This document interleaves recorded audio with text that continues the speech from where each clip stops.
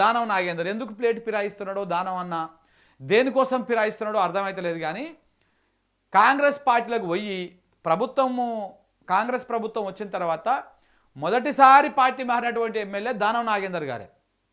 మొదటిసారి పార్టీ మారిండు ఆయన. ఫస్ట్ మారినటువంటి ఎమ్మెల్యే ఈయననే, బీఆర్ఎస్కి వెళ్ళి. ఈయన పోయినాకనే మిగతా వాళ్ళందరూ కూడా ఒకరి తర్వాత ఒకరు 10 మంది పోయిరు. ఈ మొదటిసారి పోయిన ఆయన, ఫస్ట్ పోయిన ఆయననే ఇలా ప్లేట్ ఫిరాయిస్తూ ఉన్నాడు. కాంగ్రెస్ పార్టీ మీద, రేవంత్ రెడ్డి మీద ఒక యుద్ధం ప్రకటిస్తూ ఉన్నాడు. ఇప్పటికే చాలాసార్లు ప్రభుత్వం మీద ఈ హైడ్రాని కాంగ్రెస్ వాళ్ళు అందరూ జాకిలు పెట్టి లేపుతూ ఉంటారు. పక్క పార్టీకి వచ్చినటువంటి పచ్చ బ్యాచ్ కూడా జాకిలు పెట్టి లేపుతూ ఉంటుంది. కానీ ఈయన మాత్రము హైడ్రాని ఫస్ట్ టైం వ్యతిరేకించిండు.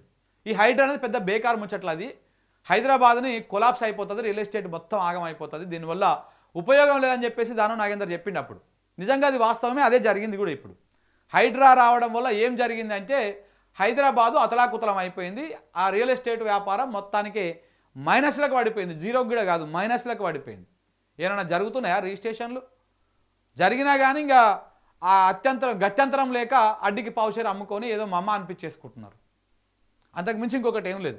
ఈయన ఏమంటున్నాడు, ఇప్పుడు కేసీఆర్ సభకు జనం తరలివస్తారు, సభ సక్సెస్ అవుతుంది, అద్భుతంగా జనం వస్తారు అక్కడికి అని చెప్తున్నాడు. అంటే ఈయన ఇప్పుడు బీఆర్ఎస్ పార్టీ వైపు చూస్తున్నాడా, లేకపోతే ఈ మారి తప్పు చేసినా రేపు మళ్ళీ నేను రావడం కోసం నాకు ఏ ఇబ్బంది ఉండకూడదు అని చెప్పేసి ఇట్లా పాజిటివ్గా మాట్లాడుతున్నాడు. గతంలో ఈ ఏమంటారు అది, ఆ కేసు ఉండే కేటీఆర్ మీద పెట్టినటువంటి కేసు, ఫార్ములా ఈరేస్ కేసు, ఆ కేసులో కూడా కేటీఆర్ అది పెట్టింది కాబట్టి హైదరాబాద్కు మంచి పేరు వచ్చిందని చెప్పేసి కూడా మాట్లాడాడు. ఇట్లా చాలా అంశాల్లో బీఆర్ఎస్కు అనుకూలంగా కాంగ్రెస్ పార్టీకి, రాష్ట్ర ప్రభుత్వానికి దాన్ని ఇరుకున పెట్టేటువంటి విధంగా చాలా మాట్లాడాడు. ఇప్పుడు దానం మాటలు కూడా అట్లనే ఉన్నాయి. నిన్న ఆయన మాట్లాడుతూ అట్లనే మాట్లాడాడు. స్మితా సబర్వాల్ని రేవంత్ సర్కారు కక్ష కట్టింది. సర్కారు ఒక్కటే కాదు, కాంగ్రెస్ పార్టీ కూడా కక్ష కట్టింది. కక్ష కట్టి ఆమె ఏం చేసినా కానీ దాన్ని తప్పుడు ప్రచారం చేస్తారు. నిన్న నేను ఒక పేపర్ క్లిప్ చూసిన. కేసీఆర్ సభకు, బీఆర్ఎస్ రజతోత్సవ సభకు ఎవరు పోతురు? స్మితా సబర్వాల్ పోతున్నది. స్మితా సబర్వాల్ రాజకీయ అరంగేట్రం చేస్తున్నది. ఆ సభలో ఆమె పార్టీలో చేరుతున్నది.